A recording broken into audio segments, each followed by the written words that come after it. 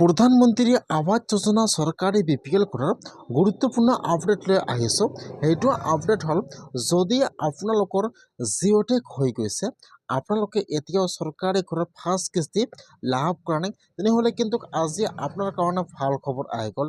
যিহেতু চৰকাৰী ঘৰৰ পইচা সোমোৱা আৰম্ভ হৈ গৈছে, সেইকাৰণে যিসকলৰ জিঅ' টেক হৈছে এতিয়ালৈকে চৰকাৰী ঘৰৰ ফাৰ্ষ্ট কিস্তি সোমোৱা নাই, এতিয়া কিন্তু সেইসকলে চৰকাৰী ঘৰৰ একাউণ্ট ভেৰিফাই লিষ্টটো চেক কৰিব লাগিব যে আপোনালোকৰ নামটো ভেৰিফাই হৈছে নে হোৱা নাই, বা আপোনালোকৰ একাউণ্টত চৰকাৰী ঘৰৰ পইচা সোমাইছে নে সোমোৱা নাই, আপোনালোকৰ নামটো ৰিজেক্ট হৈছে নেকি, কেনেকুৱাকৈ আপোনালোকে চৰকাৰী ঘৰৰ একাউণ্ট ভেৰিফাই লিষ্টটো চেক কৰিব।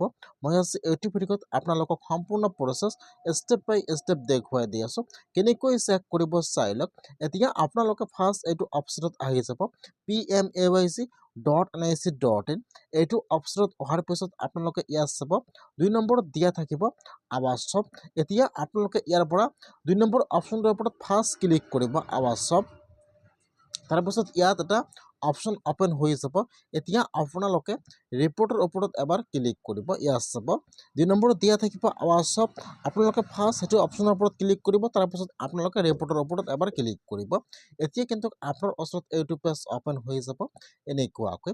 এতিয়া আপোনালোকে অলপমান তলত আহি যাব, অহাৰ পিছত ইয়াত চাব, ইয়াত কিন্তু ABCDৰ অপশ্যন দিয়া আছে।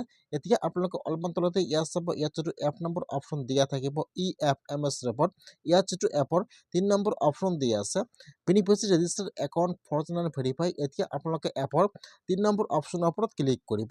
এতিয়া আপোনাৰ ওচৰত এইটো পেজ অপেন হৈ যাব এনেকুৱাকৈ। তলত চাব দিয়া আছে অল ষ্টেট, সেইটো অপশ্যনৰ ওপৰত ক্লিক কৰি ফাৰ্ষ্ট ষ্টেট নাম আছাম চিলেক্ট কৰি লৈ ল'ব। তাৰপিছত চিলেক্টত ক্লিক কৰিব, ইয়াত আহি যাব আপোনাৰ ডিষ্ট্ৰিক্ট নাম, আপোনালোকে ইয়াত আপোনাৰ ডিষ্ট্ৰিক্ট নামটো ছেট কৰি লৈ ল'ব। তাৰপিছত চিলেক্টত ক্লিক কৰিব, ইয়াত আহি যাব আপোনাৰ ব্লকৰ নাম চিলেক্ট কৰি লৈ ল'ব। তাৰপিছত ইয়াত আহি যাব আপোনালোকৰ পঞ্চায়তৰ নাম, আপোনালোকে ইয়াত আপোনাৰ পঞ্চায়ত নামটো চিলেক্ট কৰি লৈ ল'ব। ইয়াত যিটো আপোনালোকৰ এড্ৰেছটো আছে ইয়াত সকলো ছেট কৰি লৈ ল'ব। তাৰপিছত ইয়াত চাব দিয়া আছে কেপচা।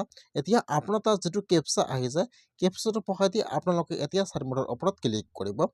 যেতিয়া আপোনালোকে কেপচাটো পঢ়াই দি ছাবমিটৰ ওপৰত ক্লিক কৰিব, এতিয়া কিন্তু আপোনাৰ ওচৰত আপোনাৰ পঞ্চায়তৰ চৰকাৰী ঘৰৰ একাউণ্ট ভেৰিফাই লিষ্টটো ইয়াত আহি যাব এনেকুৱাকৈ।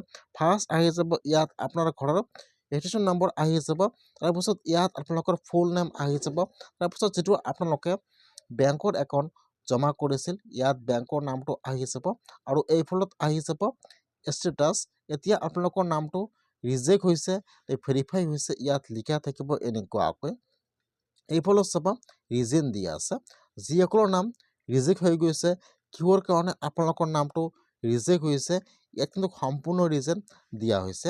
যদি আপোনালোকৰ জিঅ' টেক সম্পূৰ্ণ হৈ গৈছে, আপোনালোকে এতিয়াও চৰকাৰী ঘৰৰ পইচা লাভ কৰা নাই ফাৰ্ষ্ট কিস্তি, এইটো লিষ্ট কিন্তু আজি মুকলি হৈ গ'ল।